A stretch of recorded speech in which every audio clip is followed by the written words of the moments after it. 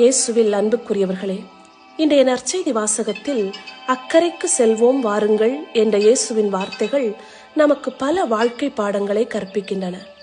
நமது வாழ்வானது ஓரிடத்திலேயே இருந்துவிடக்கூடாது, மாறாக இயக்கத்தில் உள்ள ஒன்றாக இருக்க வேண்டும் என்று வலியுறுத்துகின்றார் இயேசு. இயக்கத்தில் இருக்கும்போது நாம் பல சவால்களையும் இன்னல்களையும் சந்திக்கலாம்.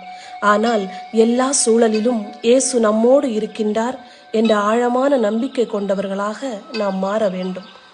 நாங்கள் சாகப் போகிறோமே, உமக்கு கவலை இல்லையா என்று சீடர்கள் கேட்டபோது இயேசு அவர்களிடம், ஏன் அஞ்சுகிறீர்கள்?